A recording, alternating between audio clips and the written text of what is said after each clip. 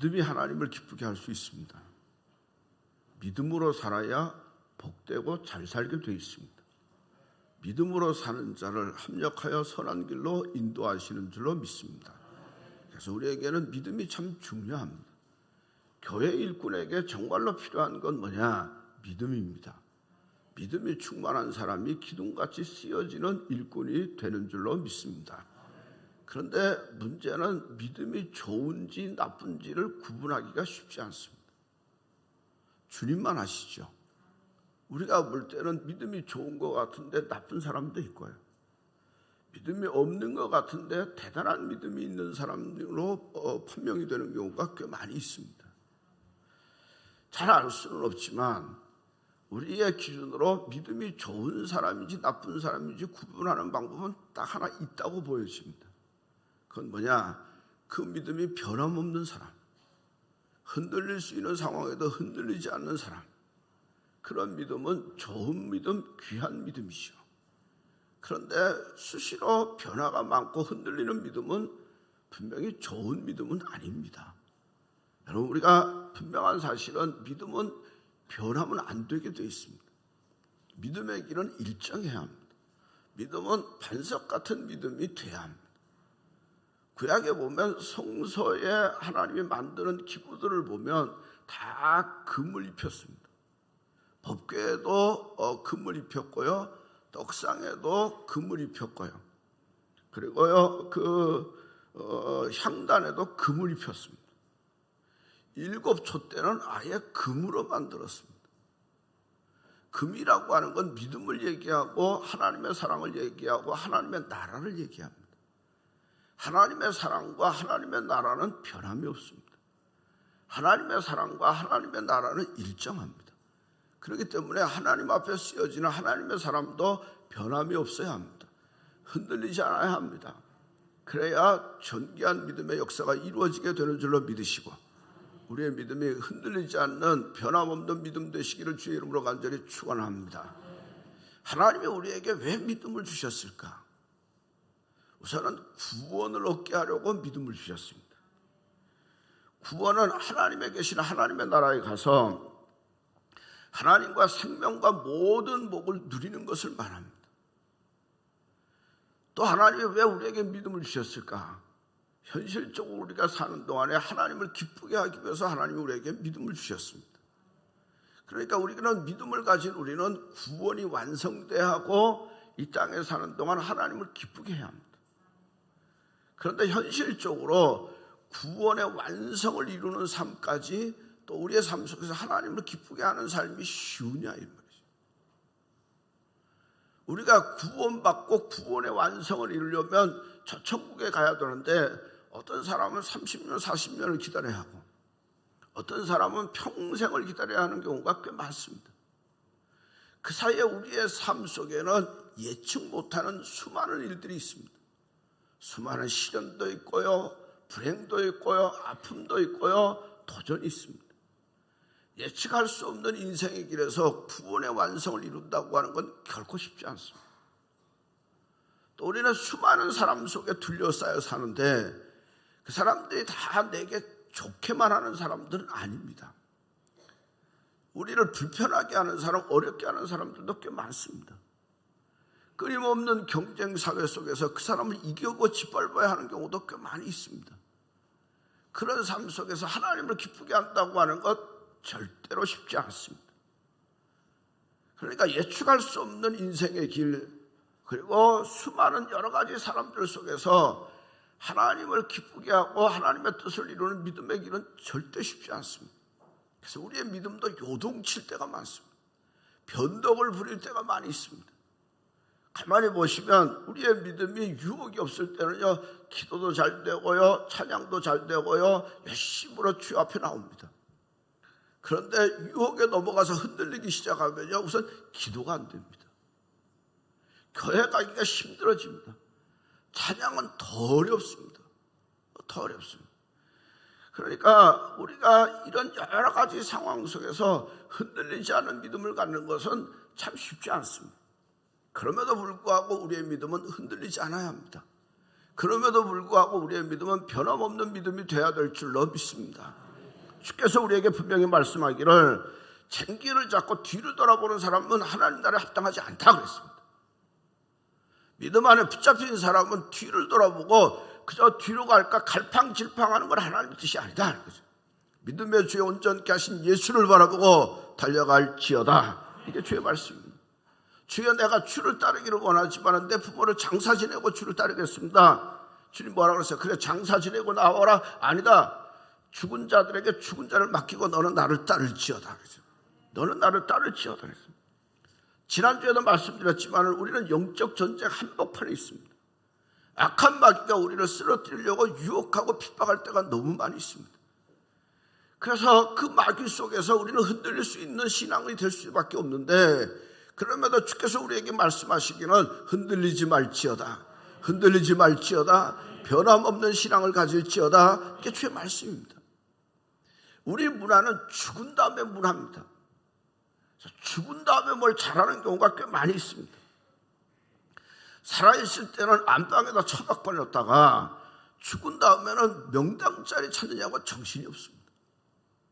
살아있는 동안에는 그저 빨리 갔으면 좋겠다 하는 속마음이 있다가 죽은 다음에는 왜 가셨나 다 무너진 것처럼 웁니다. 살아있는 다음에는 아무것도 해드리지 않다가 죽은 다음에는 꽃으로 장식합니다. 죽은 다음에 뭘 잘하면 내가 복받고 잘 되는 줄 아는데 주께서 말씀하신 그건 아닙니다. 너희가 살아있는 동안 잘할지어다. 살아있는 동안 믿음으로 살지어다. 살아있는 동안 달려갈지어다 이거죠. 요한계시록에 보면 새하늘과 새 땅이 약속받은 사람은 누구냐? 이 땅의 수많은 도전과 유혹에서 이기는 자입니다.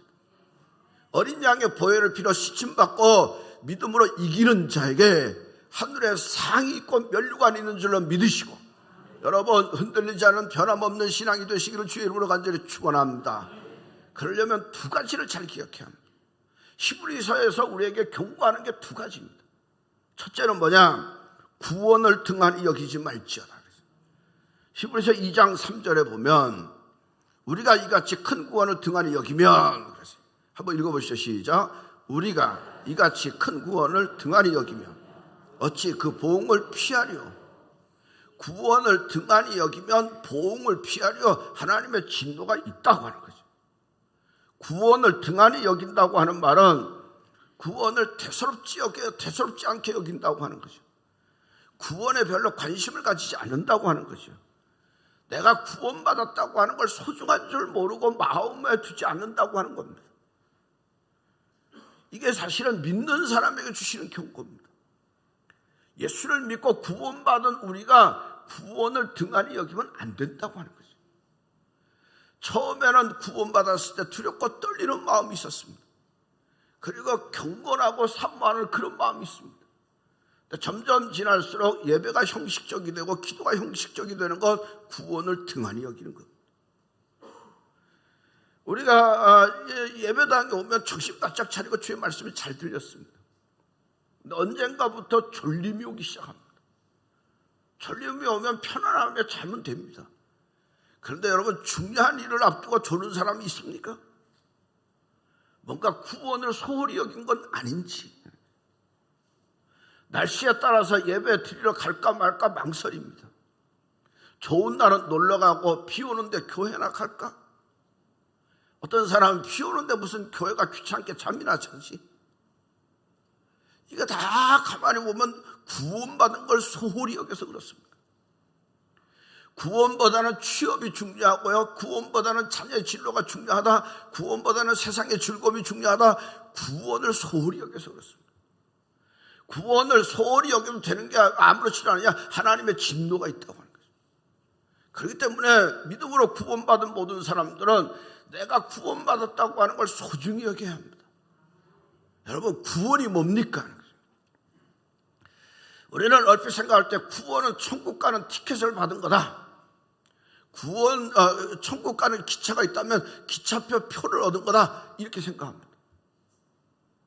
서울 가는 기차가 있을 때 기차표를 얻었으면 그 시간까지 놀아도 되고요, 자도 되고요, 아무 짓 해도 상관없습니다. 기차만 타면 됩니다. 천국 가는 기차표를 얻었다고 하면 죽을 때 타기만 하면 됩니다. 단지 언제 죽을지 몰라서 그렇지. 구원은 그런 티켓인가 그런 평가 그렇지 않습니다. 만약에 기차표라고 하면 그러면 그때부터 타고 있으면 됩니다. 천국 가는 기차를 타고 있고 그 안에 있으면 됩니다. 그래서 내가 언제나 천국 가는 기차 안에 있는지를 돌아보면 됩니다. 내가 믿음 안에 있는지를 돌아보면 되는 거예요. 그런데 믿음과 상관없이 탄다고 하는 건 구원받은 자가 아닙니다. 구원은 뭐냐? 천국 가는 티켓을 얻는 게 아닙니다. 구원의 근거는 뭐냐? 히브리서 2장에 보면 2장 3절에 보면 이 구원은 처음에 주로 말씀하신 바요 들은 자들이 우리에게 확증한 바니 하나님도 표적과 기사들과 여러 능력과 및 자기의 뜻을 따라 성령이 나누어 주신 것이라. 다 같이 좀 작지만 한번 읽어보시죠. 이 구원은 시작. 이 구원은 처음에 주로 말씀하신 바요 들은 자들이 우리에게 확증한 바니 하나님도 표적들과 기사들과 여러 가지 능력과 및 자기의 뜻을 따라 성령이 나누어 주신 것이라. 구원은 처음에 하나님이 말씀하셨습니다. 그리고 선지자들이 증거하셨습니다. 그리고 결정적인 증거는 성령이 우리 안에 거하시는 겁니다. 예수를 구주로 믿는 모든 사람에게 성령이 임하는 줄로 믿으십시오. 성령은 예수의 영입니다. 내 안에 예수가 있습니다. 그렇기 때문에 구원받은 우리에게는 예수가 성령이 우리에게 있기 때문에 늘 성령님과 교제하는 게 구원입니다. 결혼을 했습니다. 짝이 됐습니다. 결혼 생활을 잘하려면 서로 사랑하고 대화하고 함께 먹고 함께 자고 존귀 여겨야 합니다. 그래야 잘 삽니다. 결혼하긴 하는데 당신은 당신이고 나는 나고 따로 먹고 따로 자고 따로 국밥이라고 그러던가. 그러면 불행합니다. 그렇죠? 우리가 예수로 말미암아 구원받았습니다. 내 안에 성령이 계시고 예수가 계십니다. 그러면 예수님과 늘 대화하고 사랑하고 교제해야 합니다. 근데 예수 안에 있는 내가 예수와 상관없이 삽니다. 예수와 대화도 하지 않습니다. 예수께 물어보지도 않습니다. 예수님과 교제하지도 하지 않습니다. 이거는 구원을 등한히 여기는 겁니다. 내가 예수 이름으로 구원받은 나는 예수 안에서 예수님께 물어도 보고요, 예수님께 의논도 하고요, 예수님의 말씀도 듣고요. 아멘. 구원받은 우리는 예수님과 대화하고요, 예수님의 말씀도 듣고요, 예수와 더불어 먹고 마시고요, 예수님과 동행하고요, 예수님을 존귀 여기고요, 예수 위에서 살고요. 그러면 예수께서 우리의 삶을 인도하시고 복되게 하실 줄로 믿습니다. 이게 구원을 소중히 여기는 거예요. 그러면 어떤 시험이 와도 흔들리지 않습니다. 구원을 소홀히 여기니까 조금만 건드려도 넘어지는 거지. 구원을 귀히 여기고 예수님과 교제하고 예수 안에 살면 악한 마귀가 우리를 쓰러뜨리려고 할지라도 넘어지지 않고 승리하게 될 줄로 믿으십시오. 어떤 아빠가 7살 난 아이하고 함께 지냈는데 이 아이가 아빠가 사준 자전거를 잃어버렸습니다. 그게 한 가을쯤 됩니다. 그래서 아빠 보고 자전거를 사달라고 조릅니다. 그래서 아빠가 봐도 자전거를 사줘야 될 것 같은데 금방 사주면 교육에 도움이 안 될 것 같아서 그래 내년에 어린이날을 기념을 해서 사주겠다 약속을 합니다. 그래서 이 아이는 아빠의 약속을 믿고 자전거 타는 아이들을 프로하고 그리고 내년 어린이날을 기다립니다. 자전거 사려고. 근데 어느 겨울에 그 해 이제 가을에 잊어버리고 그 겨울에 한 가기를 지나는데 그 상가에서 이렇게 뽑기를 하는 게 있어요. 100원 동전을 넣으면 1등을 하면 로봇이 나오고 2등을 하면 시계도 나오고 아주 좋은 게 많아요. 그런데 꽝도 있어요. 꽝이 나오면 고무공이 나와요. 그래서 이 아이는 그 물건들이 좋아서 아빠에게 한 번만 하게 100원을 달라고 합니다. 그래서 아빠가 줍니다. 뭐 나왔을까요? 꽝이요. 근데 이제 아쉽잖아요. 그래서 이 아이가 아빠에게 한 번만 더 다 기회를 달라고 그러는데 아빠가 안 되니까 이게 마지막이니까 한 번만 달라고 그랬어요. 그래서 100원을 줍니다. 그래서 또 땡겼더니 뭐가 나왔을까요? 꽝이요. 그랬어요. 꽝이요.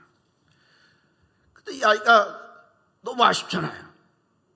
아빠에게 끝이라고 달라고 했는데 안 줄 것 같으니까 고민을 하다가 심각하게 이런 제안을 하는 거예요. 아빠, 난 내년에 자전거 안 살 테니까 100원만 달라고. 아빠가 볼 때는 기가 막히잖아요. 오매불망 자전거를 소원했는데 100원이 뭐라고? 자전거 안 살 테니까 100원만 달래요. 그래서 기가 막혀서 할 수 없지만 100원을 줬더니 역시 꽝이에요. 그랬어요. 여러분 가만히 보면 이 아이 같은 짓을 우리가 할까요? 안 할까요? 해요. 예수의 피로 구원받았는데, 예수의 피로 하나님 백성이 됐는데 100원짜리에 눈이 어두워서 구원도 팔아먹고 예수도 팔아먹고 그런 경우가 있어요? 없어요? 있어요. 여러분 예수의 피로 구원받은 거 귀한 줄 아시고 구원을 귀중히 여기는 하나님의 백성 되시기를 주의 이름으로 간절히 축원합니다. 두 번째 경고는 뭐냐? 하나님에게서 떨어질까 염려하라 그랬어요. 3장 12절에 보면 형제들아 너희는 삼가, 시작, 형제들아 너희는 삼가 혹 너희 중에 누가 믿지 아니하는 악한 마음을 품고 살아계신 하나님에게서 떨어질까 조심할 것이요. 어디에서 떨어질까 조심할 것이요? 하나님에게서 떨어질까 조심하라. 너희는 삼가 조심하라. 떨어질까 조심하라. 떨어진다고 하는 말은 타락한다는 말이에요. 타락할까 조심하라. 신앙생활하다 타락할 수도 있다고 하는 거죠. 두 여인이 맷돌질을 하다가 주님 오실 때 한 사람은 들림받고 한 사람은 버림받을 수도 있다는 거죠. 우리가 다 여기서 예배를 드리지만 예수를 구주로 믿지만은 주님이 오실 때 한 사람은 들림받아 휴가할 수도 있고 한 사람은 버림받을 수도 있다는 거죠. 보통 우리가 얘기하기를 이런 얘기를 합니다. 천국에 가면 두 가지 사실에 놀란다는 거죠.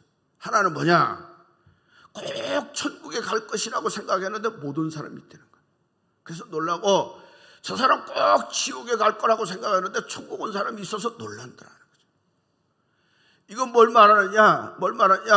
천국에 갈 것으로 다 알았지만 타락해서 누락된 사람도 있다 이런 거죠. 이렇게 되지 않도록 조심하라 그러죠. 마태복음 7장에 말씀하기를 주여 주여 하는 자마다 다 천국에 들어갈 것이 아니요 하늘에 계신 내 아버지의 뜻대로 행해야 천국에 들어갈 줄 알라.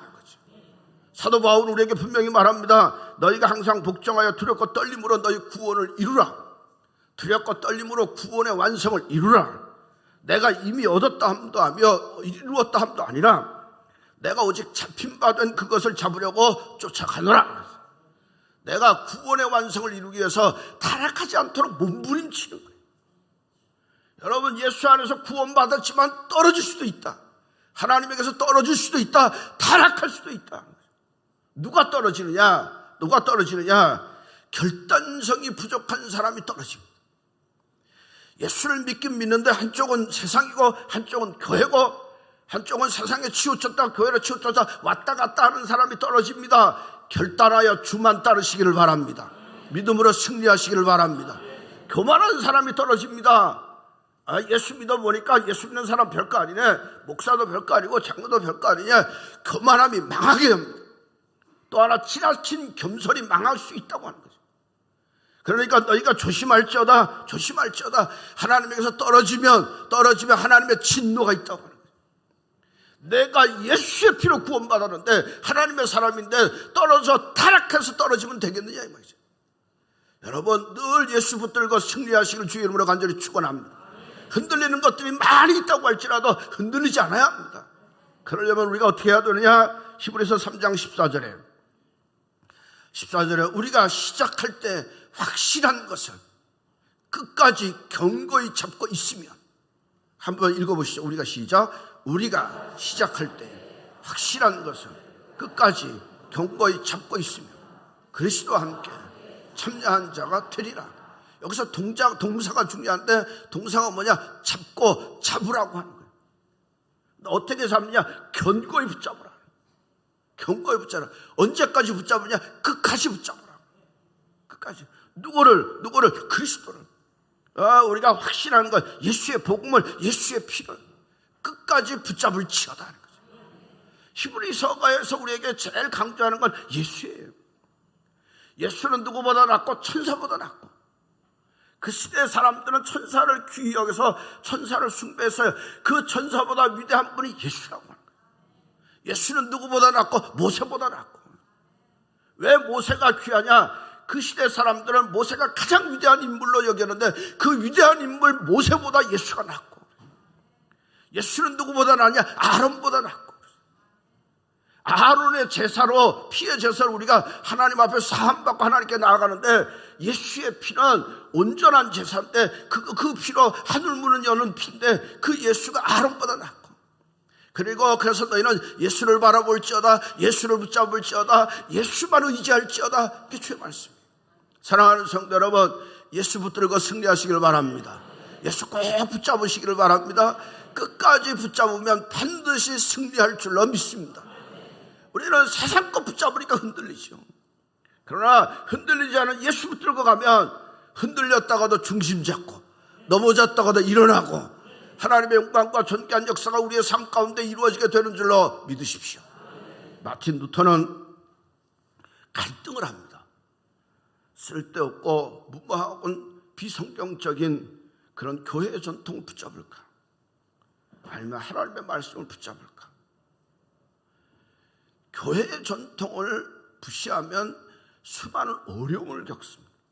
로마 가톨릭 교회에 아주 핍박을 받습니다. 그러다가 그가 결심한 거는 성령의 인도하심에 따라서 말씀을 붙들기로 결정합니다. 마틴 루터는 붙잡을 게 많이 있습니다. 그는 수도사였습니다. 대학의 교사였습니다. 그리고 어학에 정통한 사람입니다. 그리고 음악도 잘하는 사람입니다. 이미 그걸로 존경받고 인정받을 수 있는 사람이에요. 그럼에도 불구하고 내가 붙들고 쓰는 것은 말씀이 한다. 의인은 오직 믿음으로 말미암아 살리라. 주의 말씀을 붙듭니다. 성령의 인도하심을 붙듭니다. 하나님의 영광을 붙듭니다. 그때는 하나님이 그 삶을 인도하여 주시더라. 여러분, 주 예수를 붙들고 사시길 바랍니다.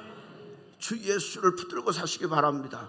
그리고 그 예수와 교제하며 사십시오. 예수와 더불어 사십시오. 예수 안에 사십시오. 흔들리지 않습니다.